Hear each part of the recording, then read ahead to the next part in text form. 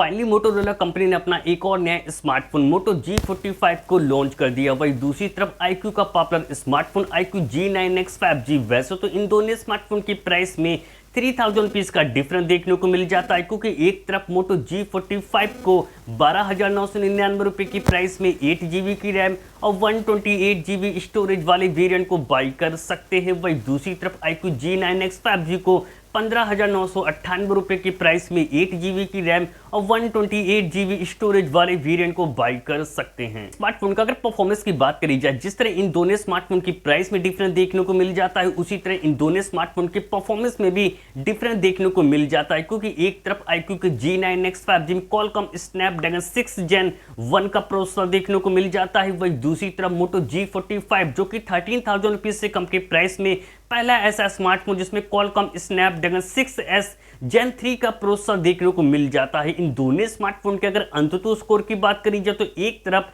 iQOO के G9X 5G का जो अंततः स्कोर निकल के आता है वो 5,52,000 निकल के आता है। वही दूसरी तरफ मोटो G45 का जो अंततः स्कोर निकल के आता है 4,50,000 निकल के आता है। अगर आप लोग भी इन दोनों में से किसी स्मार्टफोन को खासकर गेमिंग के लिए लेने के लिए सोच रहे हो तो इन दोनों स्मार्टफोन के GFX स्कोर यानी गेमिंग स्कोर को जानना बहुत ज़्यादा जरूरी है। जब इन दोनों स्मार्टफोन में 30 मिनट तक गेम को प्ले किया गया तो एक तरफ iQOO के G9X 5G का जो गेमिंग स्कोर निकल के आता है वो 3,500 निकल के आता है। वही दूसरी तरफ मोटो G45 का जो गेमिंग स्कोर निकल के आता है वो 2,700 निकल के आता है। तो एक बात तो क्लियर होगी, अपने अपने प्राइस में इन दोनों स्मार्टफोन में काफी अच्छा गेमिंग प्रोसेसर देखने को मिल जाता है। दोनों स्मार्टफोन का अगर डिस्प्ले सेगमेंट की बात करी जाए तो एक तरफ मोटो G45 में 6.5 इंच की सिर्फ HD+ 5 जोल वाली IPS डिस्प्ले देखने को मिल जाती है। डिस्प्ले की अच्छी स्मूथनेस के लिए 120 हर्ट्ज रिफ्रेश रेट का सपोर्ट देखने को मिल जाता है। वही दूसरी तरफ iQOO G9X 5G में 6.72 इंच की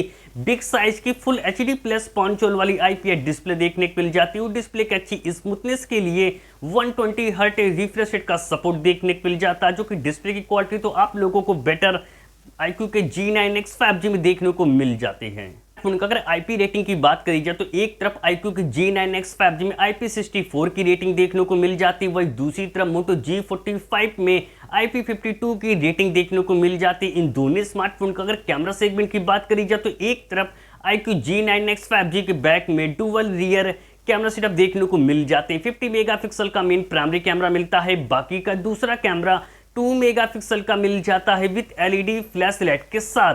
वही दूसरी तरफ मोटो G45 जिसका प्राइस 3,000 रुपीज़ कम है, उसमें भी आप लोगों को बैक में डुअल रियर कैमरा सेटअप देखने को मिल जाते हैं। 50 मेगापिक्सल का मेन प्राइमरी कैमरा मिलता है, बाकी का दूसरा कैमरा 2 मेगापिक्सल का मिल जाता है विद LED फ्लैश लाइट के साथ। इन दोनों स्मार्टफोन का अगर सेल्फी कैमरे की बात करी जाए तो कम प्राइस होने के बावजूद भी खासकर सेल्फी के मामले में बेटर हो जाता है मोटो का G45। 16 मेगापिक्सल का सेल्फी कैमरा देखने को मिल जाता है। वही दूसरी तरफ iQOO के G9X 5G में सिर्फ 8 मेगापिक्सल का ही सेल्फी कैमरा देखने को मिल जाता है। दोनों स्मार्टफोन का अगर बैटरी सेगमेंट की बात करी जाए तो बैटरी और चार्जिंग स्पीड दोनों के मामले में बेटर हो जाता है। iQOO का G9X 5G 6000 mAh की एक बड़ी बैटरी मिल जाती है। 44 वाट के फ्लैश चार्जिंग के साथ USB Type-C पोर्ट का सपोर्ट देखने को मिल जाता है। वही दूसरी तरफ मोटो G45 में 5000 mAh की बैटरी देखने को मिल जाती है। 20 वाट के टर्बो फास्ट चार्जिंग के साथ USB Type-C पोर्ट का सपोर्ट देखने को मिल जाता है। सिक्योरिटी फीचर के लिए दोनों स्मार्टफोन में साइड माउंटेड फिंगरप्रिंट सेंसर देखने को मिल जाते हैं। तो अब बात करी जाए कि दोनों में से कौन सा स्मार्टफोन आप लोगों के लिए बेस्ट है। अगर आप लोग का बजट काफी कम है, कम से कम प्राइस में एक अच्छा गेमिंग प्रोसेसर वाला ऑलराउंडर स्मार्टफोन लेने के लिए सोच रहे, डिस्प्ले की क्वालिटी से कंप्रोमाइज कर सकते हो तो आप लोगों को मोटो G45 की तरफ जाना चाहिए। पर अगर आप लोग एक अच्छे गेमिंग प्रोसेसर वाला ऑलराउंडर स्मार्टफोन लेने के लिए सोच रहे, बिग बैटरी बैकअप के साथ डिस्प्ले की क्वालिटी से कंप्रोमाइज नहीं करना चाहते तो आप लोगों को iQOO के G9X 5G की तरफ जाना चाहिए।